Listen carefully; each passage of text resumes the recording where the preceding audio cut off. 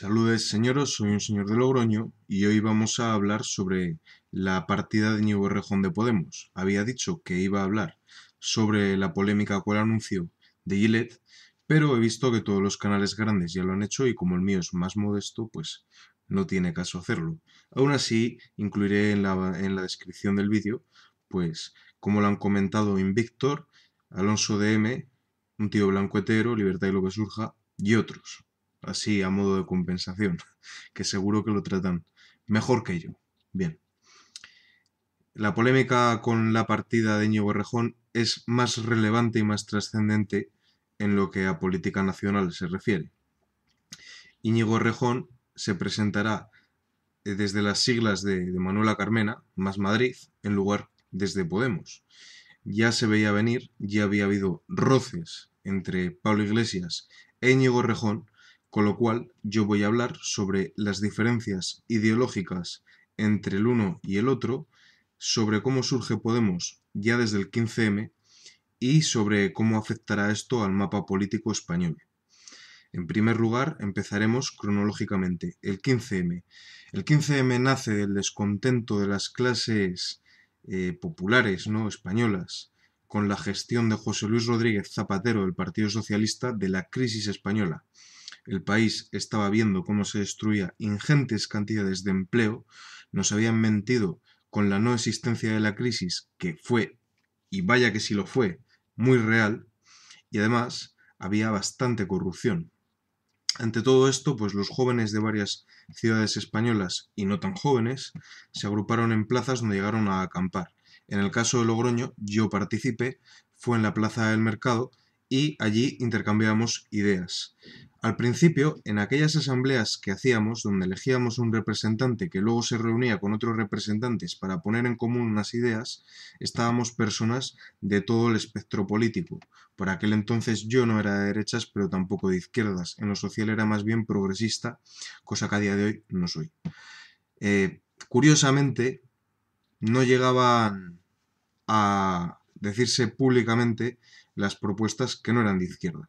Allí, sentados en círculo, hablábamos de todo en general y lo que era común a todas las personas es que estábamos bastante hartos de los privilegios de la clase política y también de la corrupción, pero por razones extrañas, luego cuando salía el señor con el altavoz, lo que decía es que había que prohibir las centrales nucleares y que los ricos tributaban poco y había que redistribuir la riqueza. Yo me fui hartando de esa situación y el tercer día había allí una carpa informativa de Izquierda Unida y ya decidí no volver nunca más. Ahí llega el fin del 15M para mí.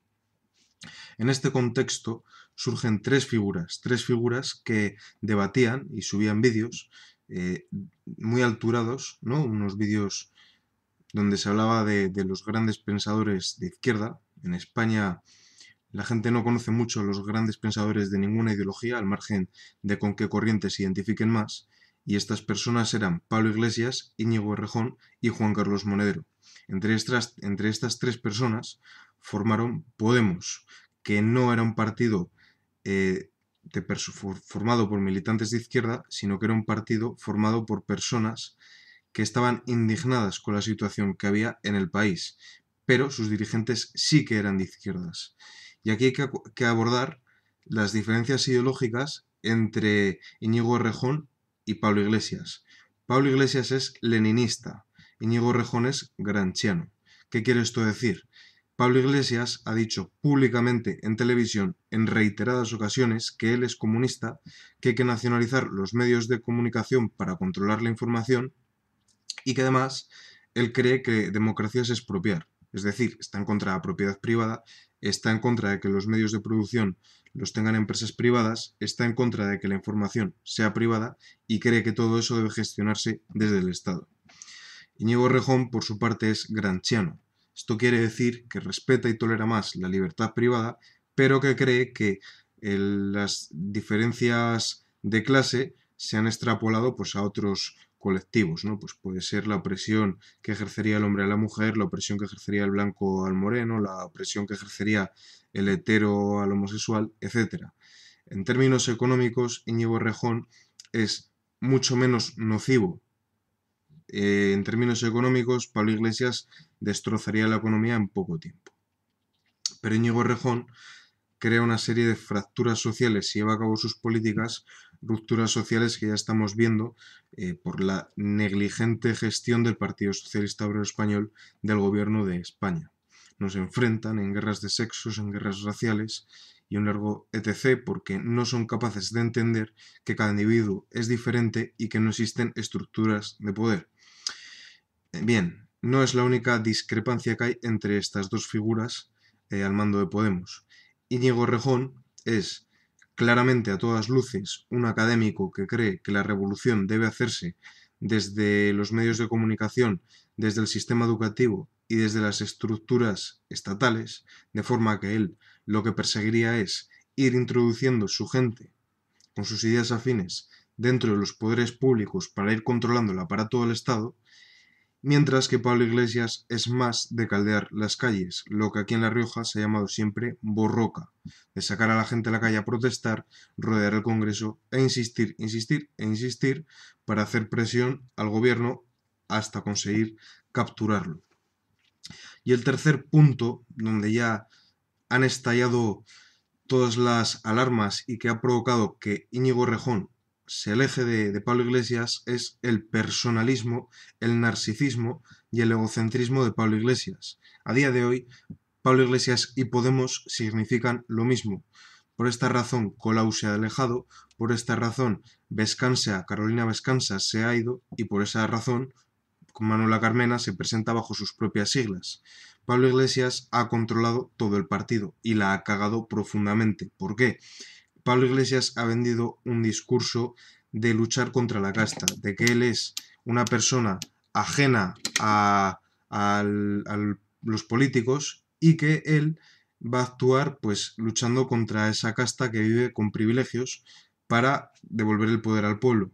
¿Qué es lo que ha hecho? Todo lo contrario. Él se ha erigido como un marqués, se ha comprado una mansión y desde ahí da un discurso de clases que no se corresponde con el nivel de vida que él lleva.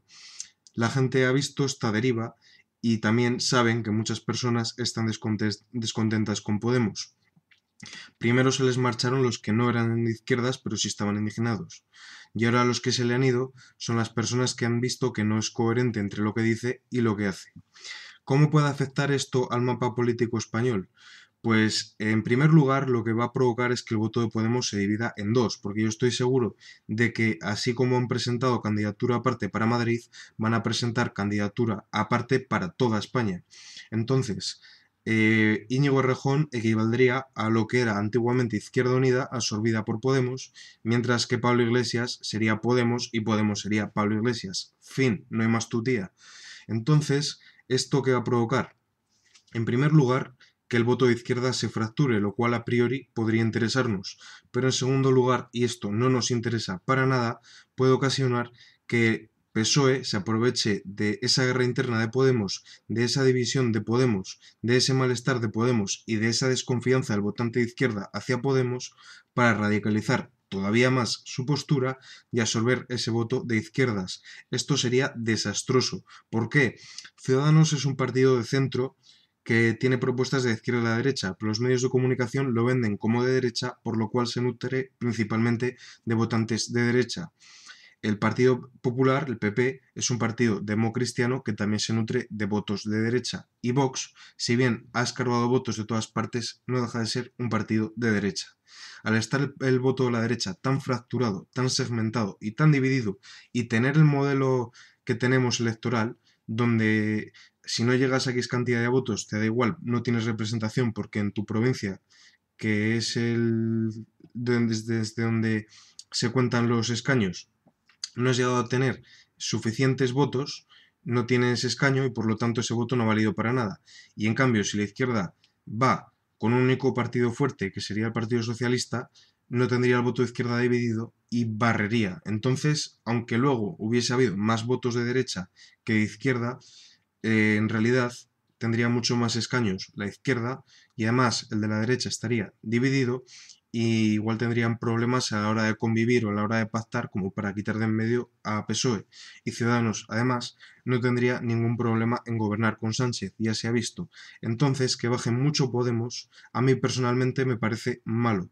¿Por qué? Porque no quiero que el PSOE crezca ni de coña, porque si el PSOE crece va a gobernar con Ciudadanos y esto sería lamentable, porque España no puede permitirse 4 años más y súmale los dos, que porque este cabrón va a aguantar la legislatura, porque la economía española no se ha recuperado todavía de la crisis y porque están aumentando el gasto público y por consiguiente el déficit público. Y esto va a ser desastroso. Además, cada día más jubilados por trabajadores y al final va a ser imposible sostener este estado de bienestar que cada vez engordan más y más. Necesitamos políticas genuinamente capitalistas y liberales para reducir el gasto público y conseguir crear empleo. Yo no veo que el Partido Popular o Vox sean partidos tan liberales como a mí me gustaría, pero esta diferencia es de grado. El PSOE es mucho peor y Podemos sería todavía peor que el PSOE, pero es que conviene que el voto de izquierda esté dividido. Pues nada, poco más que decir, viva el capital, que el patriarcado os acompañe y bendiciones señoros, yo soy un señor de Logroño, hasta la próxima, muchas gracias por ver este vídeo, denle like y suscríbanse.